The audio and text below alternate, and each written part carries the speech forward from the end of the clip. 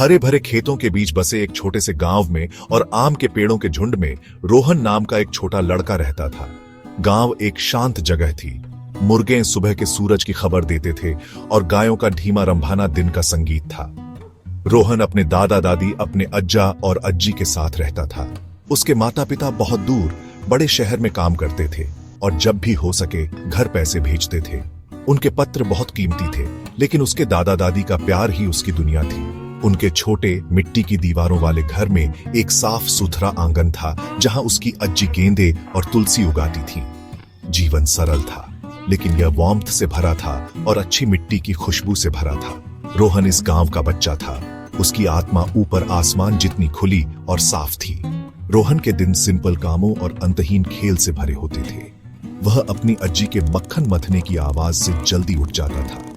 गरम चपाती और ताजी छाछ के नाश्ते के बाद वह गांव के स्कूल की ओर दौड़ पड़ता था। स्कूल 2 कमरों वाली एक छोटी सी इमारत थी। वह एक ब्रिलियंट स्टूडेंट नहीं था। उसे नंबर्स कंफ्यूजिंग लगते थे और उसकी टेक्स्ट बुक में लंबे सेंटेंसेस उसे स्लीपी कर देते थे। उसे क्लासरूम के बाहर की दुनिया ज्यादा पसंद थी। उसे अपने दोस्तों के साथ विशाल बरगद के पेड़ पर चढ़ना, मंदिर के पास बहने वाली ठंडी नदी में तैरना और धूल भरी गलियों में गिल्ली डंडा खेलना पसंद था, जब तक सूरज डूबना शुरू न हो जाए। उसकी हंसी पूरे गांव में गूंजती थी, एक केयरफ्री चाइल्डहुड की आवाज। उसके दादा दादी उसके जीवन के एंकर थे। अज्जा एक किसान थे। मिट्टी में काम करने से उनके हाथ खुरदुरे हो गए थे और उनका चेहरा कई मौसमों की कहानियों से भरा था। वह सूरज उगने से लेकर सूरज डूबने तक काम करते थे। बड़े ध्यान से फसलों की देखभाल करते थे। अज्जी ने शांति और ग्रेस के साथ घर संभाला। वह खाना बनाती थी, सफाई करती थी और अपनी गाय लक्ष्मी की देखभाल करती थी। वह आटे को गूंथते समय या चावल साफ करते समय रोहन को पुराणों की कहानियां सुनाती थी। रोहन उन्हें हर दिन देखता था। वह दिन के अंत में उनके थके हुए शरीर को देखता था, लेकिन वह उनकी आंखों में संतोष भी देखता था। उन्होंने कभी शिकायत नहीं की। वे बस काम करते थे, अपने एफर्ट्स की शक्ति पर विश्वास करते थे। शामें उनके छोटे से घर में बहुत स्पेशल होती थी। अज्जी एक सिंगल तेल का दीपक जलाती थी। उसकी कोमल लौ अंधेरे को दूर कर देती थी। उसकी रोशनी एक दूसरे के चेहरे देखने के लिए काफी थी। अज्जा बरामदे में बैठते थे, एक टूल की मरम्मत करते थे या रस्सी बुनते थे। उनके मूवमेंट्स धीमे और प्रैक्टिस्ड होते थे। रोहन अक्सर उनके बगल में बैठता था, बाहर झींगरों की आवाज सुनता था। वह अपने दादा दादी के चेहरों को देखता था, जो प्यार और कड़ी मेहनत से भरे थे, और एक गहरी शांति महसूस करता था। यह उसका घर था। यह ईंटों और सीमेंट से नहीं बना था, बल्कि प्यार, त्याग और दृढ़ता की अटूट भावना से बना था, जो धीरे धीरे उसके अपने दिल में समा रही थी। रोहन एक एवरेज स्टूडेंट ही था। उसके रिपोर्ट कार्ड में अक्सर रेड मार्क्स होते थे। टीचर कभी कभी उसे डांटते हुए कहते थे, रोहन, तुम्हें और ध्यान देना चाहिए। तुम्हारा मन हमेशा खिड़की के बाहर रहता है। यह सच था। उसे लेसन बोरिंग लगते थे। वह यह नहीं समझ पाता था कि पुराने राजाओं के बारे में पढ़ने या मुश्किल हिसाब सॉल्व करने से उसे अपने गांव में कैसे मदद मिलेगी। वह अपने फ्यूचर को अपने अज्जा जैसा ही देखता था। वह सोचता था कि वह बड़ा होकर एक किसान बनेगा, उसी जमीन पर काम करेगा जिस पर उसके परिवार ने कई पीढ़ियों से काम किया था। यह सोच उसे दुखी नहीं करती थी। यह एक जाना पहचाना और आरामदायक रास्ता था। उसे जमीन और सिंपल लाइफ पसंद थी। एक शाम एक तेज बारिश ने उनकी फसल का एक बड़ा हिस्सा खराब कर दिया। रोहन ने अगली सुबह अपने अज्जा को खेत में देखा। वे गेहूं के टूटे हुए पौधों को देख रहे थे। उनके कंधे झुके हुए थे और उनका चेहरा दुख से भरा था। रोहन ने अपने दादाजी को इतना हारा हुआ कभी नहीं देखा था। उस दिन उनके घर में गहरा सन्नाटा था।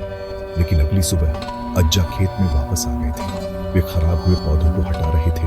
उनकी पीठ झुकी हुई थी। वे ऐसी लगन से काम कर रहे थे जिसने रोहन को हैरान कर दिया। उन्होंने बिना थके काम किया, नई फसल के लिए जमीन तैयार की। रोहन ने उनसे पूछा, अज्जा, आप इतनी मेहनत क्यों कर रहे हैं? बारिश ने सब कुछ बर्बाद कर दिया। उनके दादाजी रुके, अपने माथे से पसीना पोंछा और रोहन को अपनी दयालु समझदार आंखों से देखा। मेरे बच्चे, उन्होंने धीरे से कहा, बारिश फसल को बर्बाद कर सकती है, लेकिन यह हमारी दोबारा बोने की इच्छा को बर्बाद नहीं कर सकती। कड़ी मेहनत ही हमारी असली दौलत है। यह एक बीज की तरह है। अगर हम इसे बोते रहेंगे तो एक दिन हमें जरूर फसल मिलेगी।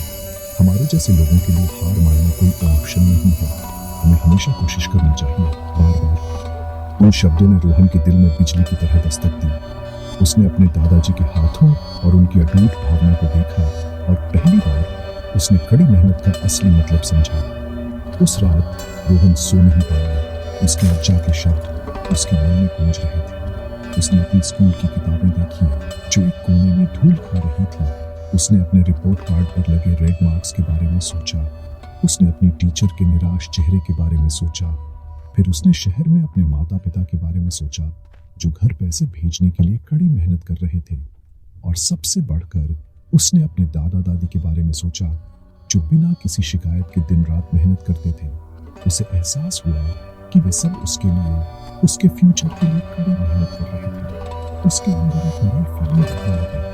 ये कड़ी मेहनत करने की एक स्ट्रॉन्ग डिजायर थी, न केवल खेतों में बल्कि अपनी किताबों के साथ भी। वह उन्हें प्राउड फील करवाना चाहता था। अगले दिन रोहन एक नए मकसद के साथ उठा।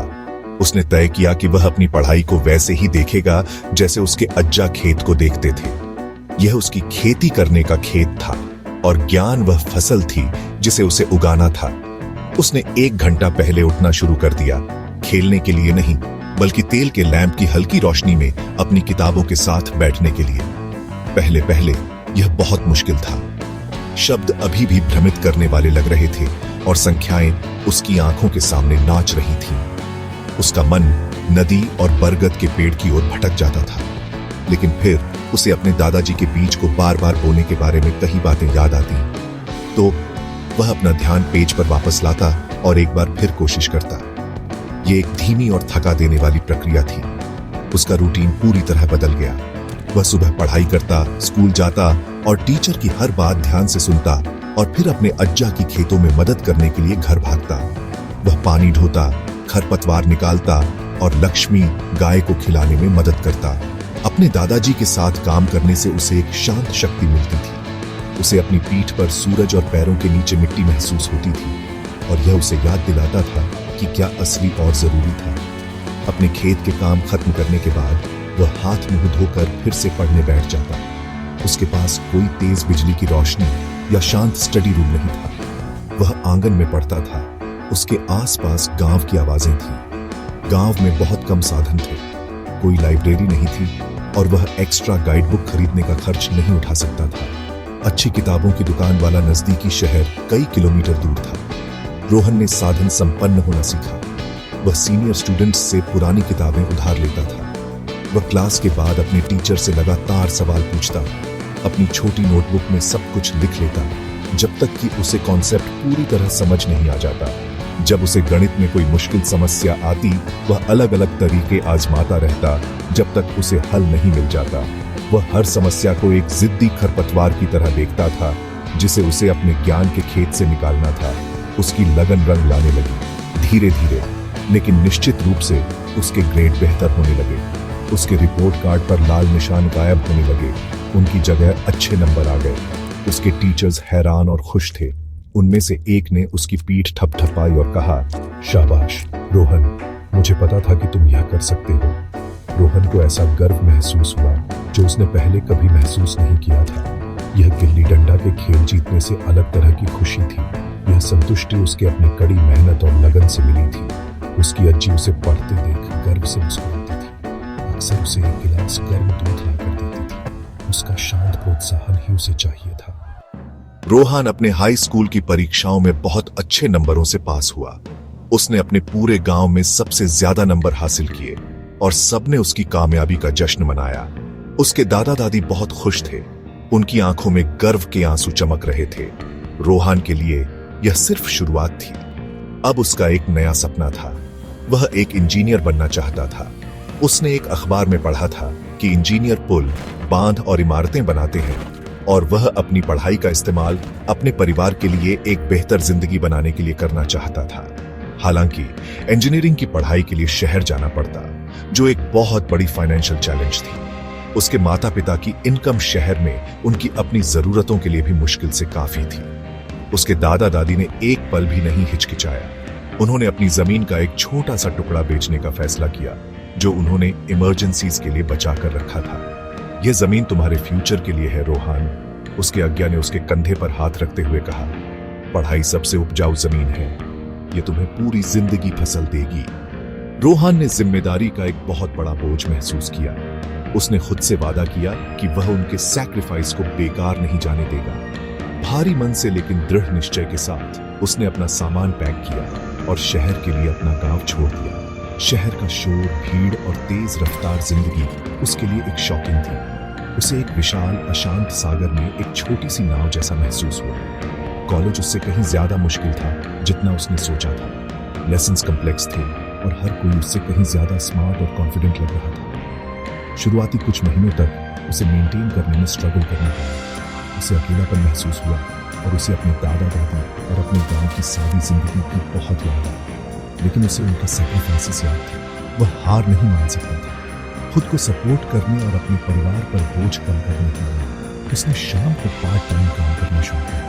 वह एक छोटे से रेस्टोरेंट में काम करता था, बर्तन धोता और मेजें साफ करता था। उसके दिन लंबे और थके देने वाले होते थे। वह सुबह से दोपहर तक कॉलेज जाता, देर रात तक रेस्टोरेंट में काम करता और फिर सुबह के शुरुआत में घंटों तक पढ़ाई करता। कई दिन ऐसे भी थे जब उसे सब कुछ छोड़कर अपने गांव के कंफर्ट में लौटने का मन करता था। उसका शरीर थकान से दर्द कर रहा था और उसका दिमाग थकान से सुन्न हो गया था। इन मुश्किल समय में वह अपनी आंखें बंद कर लेता और अपने दादाजी का चेहरा इमेजिन करता, उनके शब्दों को याद करता कि हार नहीं माननी चाहिए। वह अपनी दादी की प्यारी मुस्कान के बारे में सोचता। इससे उसे आगे बढ़ने की हिम्मत मिली। उसने अपनी सारी एनर्जी अपनी पढ़ाई में लगा दी। उसने उसी ग्रेट और परसेवरेंस के साथ काम किया जो उसके अज्ञा खेतों में दिखाते थे। उसकी कड़ी मेहनत अननोटिस्ड नहीं हुई। उसने अपनी पढ़ाई में एक्सेल करना शुरू कर दिया, अपने प्रोफेसर्स और क्लासमेट्स का रिस्पेक्ट हासिल करते हुए। साल बीत गए। रोहन ने डिस्टिंक्शन के साथ अपनी इंजीनियरिंग की डिग्री पूरी की। उसे जल्द ही एक बड़ी कंस्ट्रक्शन कंपनी में अच्छी नौकरी मिल गई। उसकी पहली सैलरी उसके लिए एक बहुत ही खुशी और संतुष्टि का पल था। उसने सबसे पहले अपनी सैलरी का एक बड़ा हिस्सा अपने दादा दादी को घर भेजा। उसने कड़ी मेहनत करना जारी रखा और उसकी ईमानदारी और लगन ने उसे जल्दी ही सफलता की सीढ़ियां चढ़ने में मदद की। वह आखिरकार अपने दादा दादी के लिए गांव में एक नया आरामदायक घर बनाने में सफल रहा, उनके पुराने मिट्टी के घर के ठीक बगल में, जिसे उसने एक याद के तौर पर सहेज कर रखा। उसने यह सुनिश्चित किया कि उनके पास वह सब कुछ हो जिसकी उन्हें जरूरत है और अब उन्हें खेतों में कड़ी मेहनत न करनी पड़े। अब 2025 की एक सुहानी सुबह रोहन अपने नए घर की बालकनी पर खड़ा है। उन्हीं हरे भरे खेतों को देख रहा है जहां वह पला बढ़ा था। उसके अज्जा और अज्जी आराम से बरामदे में बैठे हैं, अपने चेहरों पर शांतिपूर्ण मुस्कान के साथ अपनी सुबह की चाय पी रहे हैं। वे बूढ़े और कमजोर दिखते हैं, लेकिन जब भी वे उसे देखते हैं तो उनकी आंखें गर्व से भर जाती हैं। वह उनके पास जाता है और उनका आशीर्वाद लेने के लिए उनके पैर छूता है। यह एक ऐसा रिवाज है जिसे उसने बचपन से ही निभाया है। उसे कृतज्ञता का एक गहरा एहसास होता है जिसे शब्दों में व्यक्त नहीं किया जा सकता। वह जानता है कि वह आज जो कुछ भी है वह उनके बिना शर्त प्यार और त्याग की वजह से है। वह अपनी यात्रा को पीछे मुड़कर देखता है, धूल भरी गलियों में खेलने वाले बेफिक्र लड़के से लेकर उस सफल इंजीनियर तक जो वह बन गया है। उसे संघर्ष याद, डिम लैंप के नीचे पढ़ाई की लंबी रातें, काम और कॉलेज को एक साथ मैनेज करने की थकान और घर की याद सताने का लगातार डर। लेकिन उसे अपने परिवार का अटूट सपोर्ट भी याद है और वे शक्तिशाली सबक जो उसने अपने दादा दादी से सीखे थे। गांव ने अपनी सादगी और अपनी चुनौतियों के साथ उसे रोके नहीं रखा था। इसके बजाय इसने उसे अपनी सबसे बड़ी ताकतें दी, रेजिलियंस, विनम्रता और कड़ी मेहनत के मूल्य में एक अटूट विश्वास। रोहन की कहानी गांव के सभी बच्चों के लिए एक प्रेरणा बन गई। उसने साबित कर दिया कि आप कहां से आते हैं इससे कोई फर्क नहीं पड़ता, या आपके पास कितने कम रिसोर्सेज हैं। जो सच में मायने रखता है वह आपके दिल में आग है और अपने सपनों के लिए काम करने की इच्छा। उसका जीवन इस सरल लेकिन गहरे सत्य का प्रमाण है कि दृढ़ता, लगन और परिवार के प्यार भरे सपोर्ट के साथ कोई भी बाधाओं को दूर कर सकता है और सफलता प्राप्त कर सकता है। गांव के लड़के ने सिर्फ एक करियर नहीं बनाया, उसने गरिमा और कृतज्ञता से भरा जीवन बनाया, एक पूरा चक्र पूरा करते हुए और उन जड़ों को वापस देते हुए जिन्होंने उसे पाला था।